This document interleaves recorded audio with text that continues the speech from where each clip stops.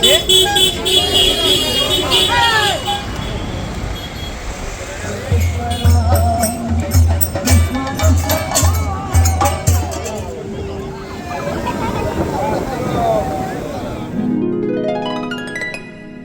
Friend, welcome to my channel তৃতীয়াংশ lifestyle 26-এ। আজ finally বাবা জগন্নাথ দেবের মন্দির আমরা দর্শন করতে যাচ্ছি।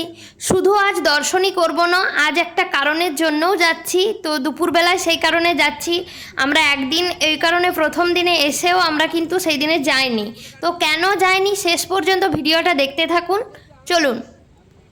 সাগরের তীরে উড়িষ্যার পুরী শহরে এই জগন্নাথ দেবের মন্দির রয়েছে। মন্দিরটি নানা রকম অলৌকিক ঘটনা এবং রহস্যে ঘেরা রয়েছে। কেউ কেউ বলে মন্দিরটি স্থাপত্যের কারণে এইসব অলৌকিক ঘটনাগুলো ঘটে, তবে বিজ্ঞানও কিন্তু এর উত্তর এখনও দিতে পারেনি। হিন্দুদের যে 4 ধাম রয়েছে তার অন্যতম এবং জনপ্রিয় ধাম হলো এই বাবা জগন্নাথ দেবের মন্দির।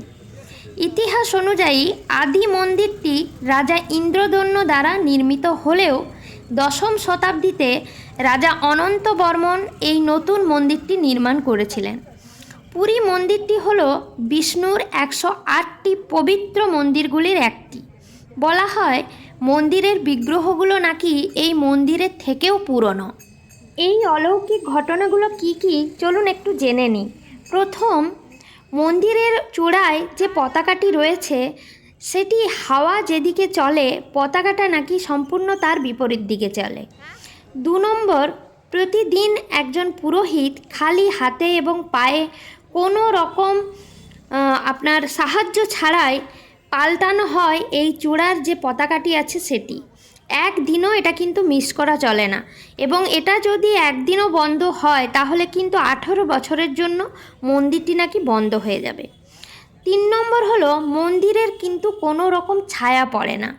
এটি একটি ঈশ্বরের অলৌকিক প্রকাশ। তবে অনেকেই বলেন এটা মন্দির নির্মাণেরই কিছু কৌশল আছে, সেই কারণেই পড়ে না। তো এটা বাবা জগন্নাথই জানেন যে তার কী লীলা। 4 নম্বর হলো মহাপ্রসাদ রান্না করা। মহাপ্রসাদ 56 ভোগ রান্না হয় বাবা জগন্নাথ দেবের জন্য। যা ভোগ এখানে রান্না হয় তা পৃথিবীর কিন্তু কোথাও রান্না হয় না, এবং এত বড় রান্নাঘরও কিন্তু পৃথিবীর কোথাও নেই। তো এই যে রান্না হয়, রান্নাটি কিন্তু 7টি হাঁড়ি চাপানো হয়, তার মধ্যেই কিন্তু রান্না হয়। তবে সবচেয়ে বিস্ময়কর এবং অলৌকিক ব্যাপার হলো আমরা রান্না করলে প্রথম হাঁড়িটাই রান্না ফার্স্ট হবে, কিন্তু এখানে সেটা নয়। এখানে কিন্তু সবচেয়ে উপরের হাঁড়ির রান্নাটাই কিন্তু প্রথম হয়।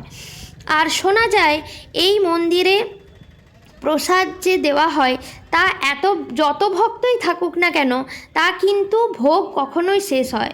শোনা হয় এখানে মা লক্ষ্মী নিজে এই রান্না করেন বাবা জগন্নাথ দেবের জন্য। 5 নম্বর হলো এই মন্দিরের ভেতরে কিন্তু কোনো রকম সমুদ্রের ঢেউয়ের শব্দ শোনা যায় না। শোনা যায় দেবী সুভদ্রা চেয়েছিলেন মন্দিরের ভেতরটা যেন সব সময় শান্ত থাকে, তাই বাবা জগন্নাথ তার কথা রাখতেই সমুদ্রের ঢেউয়ের শব্দকে নিস্তব্ধ করে দিয়েছিলেন। 6 নম্বর হলো মন্দিরের উপর দিয়ে কিন্তু কোনো রকম পাখি বা কোনো প্লেন উড়ে যায় না। মন্দিরের চূড়াতে যে চক্র রয়েছে তার নাম হলো সুদর্শন বা নীল চক্র। এটি 8টি ধাতু দিয়ে তৈরি এবং এর ওয়েট হলো প্রায় 1 টন, অর্থাৎ 1000 কেজি। কোনো রকম যন্ত্র ছাড়াই কিভাবে ওপরে নিয়ে যাওয়া হয়েছিল সেই যুগে, এখনকার দিনে নয়, কারণ এখনকার দিনে ক্রেন রয়েছে, তোলার অনেক রকম জিনিস রয়েছে। তখনকার দিনে সেরকম কিছুই ছিল না। তো সেটাও একটা কিন্তু বাবা জগন্নাথ দেবের অলৌকিক ব্যাপার। আর 7 নম্বর কারণটি হলো এটাই, এই যে চক্রটা রয়েছে সুদর্শন বা নীল চক্র, এই চক্রটাকে ভক্ত যে কোনো জায়গা থেকে যেদিক থেকেই দেখুক চক্রটা কিন্তু সব সময় তার দিকেই আছে। তো এটাও একটা বাবার সত্যি অলৌকিক ঘটনা। তো এই সব অলৌকিক ঘটনাগুলো কিন্তু এখনও কোনো রকম সমাধান হয়নি বা বিজ্ঞানও জবাব দিতে পারেনি। এটা বাবা জগন্নাথ দেবী জানেন এবং তারই মহিমা। আরেকটা সবথেকে বড় ব্যাপার হলো, শোনা হয় যে বাবা জগন্নাথ যদি কাউকে না ডাকেন তার ধামে, তার ইচ্ছা যদি না হয়, তাহলে কিন্তু কেউ কখনোই বাবা জগন্নাথ দেবের ধাম যেতে পারেন না। তো এটাও কিন্তু একটা সত্যি আশ্চর্য ব্যাপার। আমাদের সত্যি খুবই বাবার প্রতি আসার একটা টান, মানে ইচ্ছে ছিল অনেক দিন ধরেই। তো সেটার জন্যেই আমরা হয়তো বাবার কারণেই আজকে এখানে আসতে পেরেছি। কেন আসতে পেরেছি আপনাদের বললাম, একটা কারণ আছে। তো সেটা হলো, আমার বাচ্চা যে হয়েছে, তো আমার বাচ্চা হওয়ার আগে একটা কমপ্লিকেশন দেখা গিয়েছিল। তো তখন আমার মা ওর জন্য একটা মানত করেছিল যে ও ফার্স্ট যে অন্নটা খাবে সেটা, আমরা যেহেতু উড়িষ্যাতেই আছি, সেটা পুরীর বাবা জগন্নাথ ধামের যে প্রসাদ, সেই প্রসাদই খাবে। তো সেটার জন্যই আমরা জগন্নাথ ধামে এসেছি।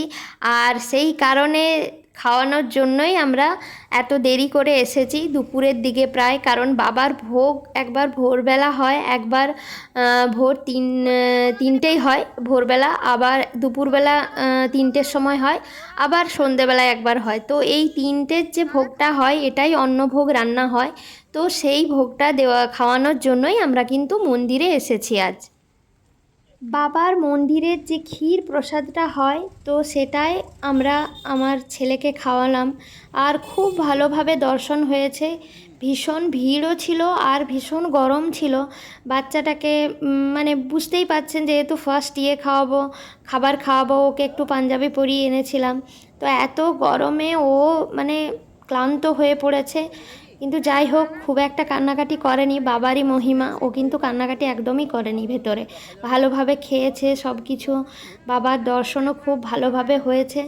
জয় জগন্নাথ। আপনাদের সকলকে এগুলো তো আর দেখানো যাবে না ভিডিওতে, কারণ এখানে মোবাইল ভিডিও সমস্ত কিছু নিষিদ্ধ। তাই মোবাইল একদম, কাউন্টার রয়েছে মন্দিরে ঢোকার বাইরে, আপনি কাউন্টারে মোবাইল জুতো রেখে দিতে পারেন, তারপর আপনি মন্দিরে প্রবেশ করতে পারেন। ভেতরে কোনো রকম অ্যালাউ নেই মোবাইলের।